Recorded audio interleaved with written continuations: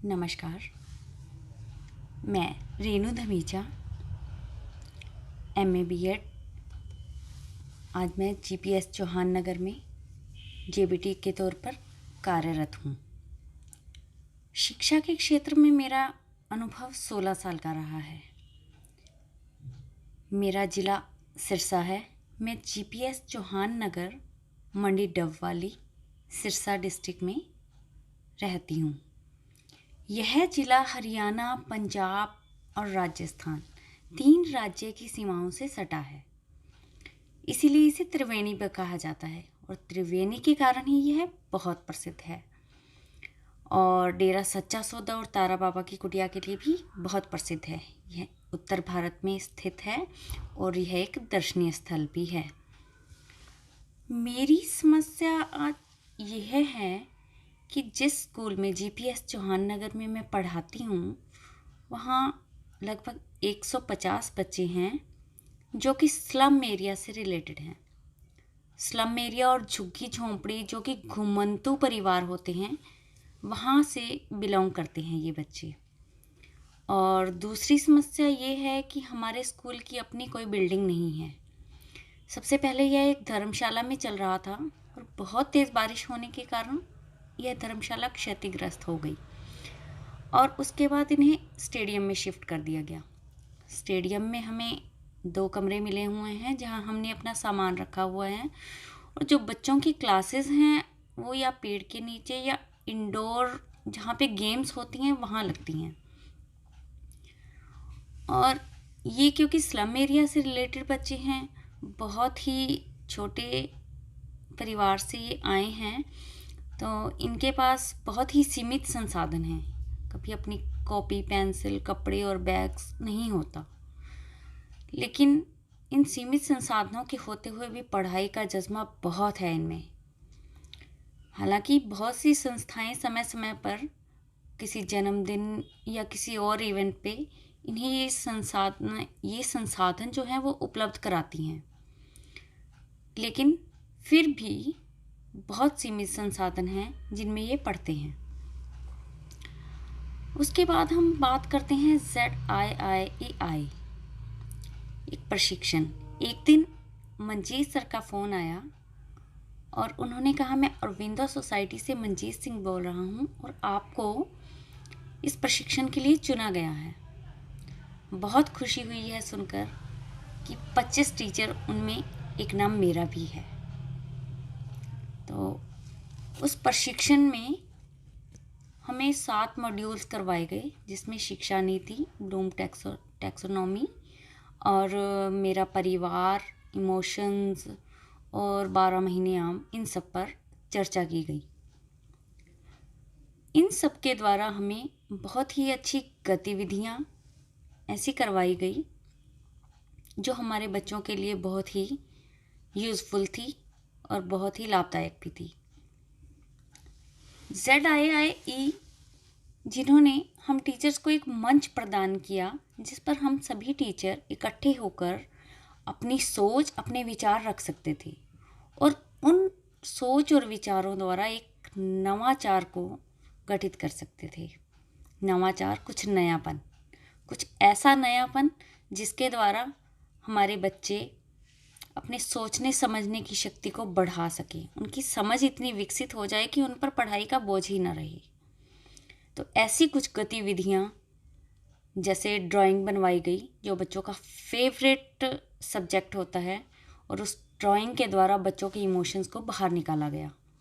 और ये गतिविधि पहले हम पर करवाई गई और उसके बाद हमने जब बच्चों पर ये गतिविधि कराई तो वो बहुत खुश हुए और मेरे ख्याल उस दिन उन्होंने बहुत सारा काम किया, इतना शायद इससे पहले कभी नहीं किया था।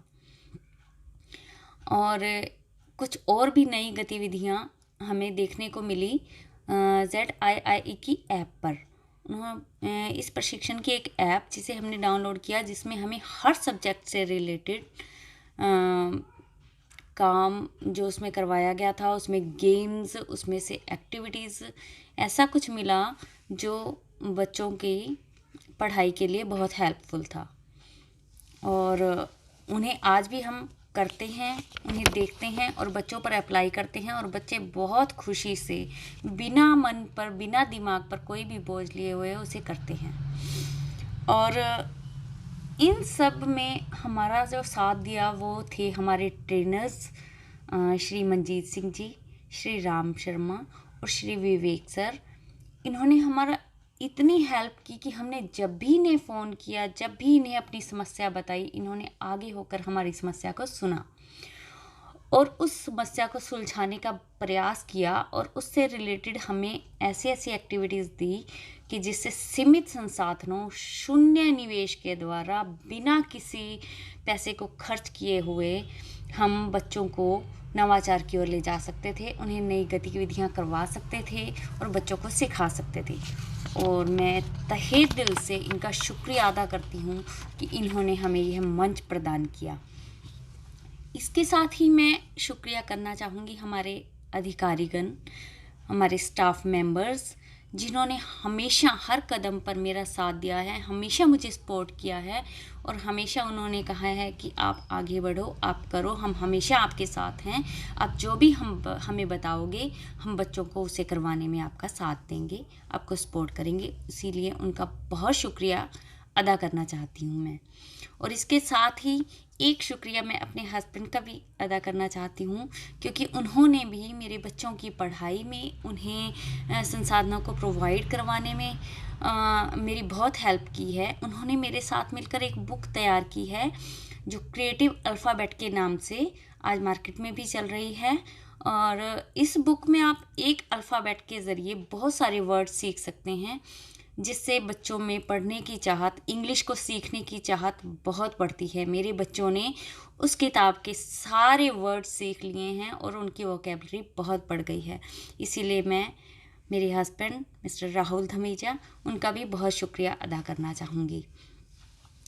इसके बाद मैं कहना चाहूँगी कि मेरा स्कूल रोल मॉडल क्यों चुना जाना चाहिए।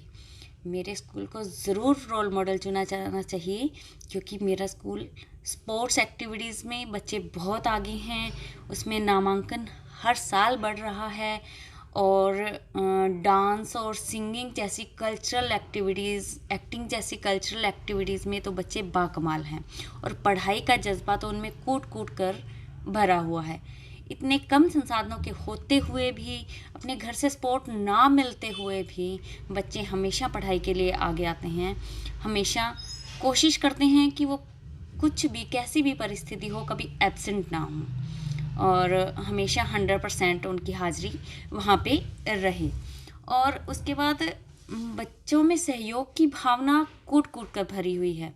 अपने हर बर्थडे पे या दूसरे बच्चे के बर्थडे पे सब मिलजुल कर उसकी ज़रूरत की कोई भी चीज़ जो उसे चाहिए हो उसे मुहैया करवाते हैं और स्टाफ मेंबर भी उनका साथ देते हैं।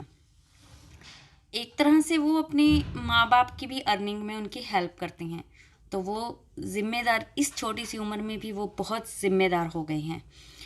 और पढ़ाई का जज्बा क्योंकि बाकमाल है उसमें, तो इसीलिए मैं चाहती हूँ कि मेरा school as a role model चुना जाना चाहिए। नमस्कार।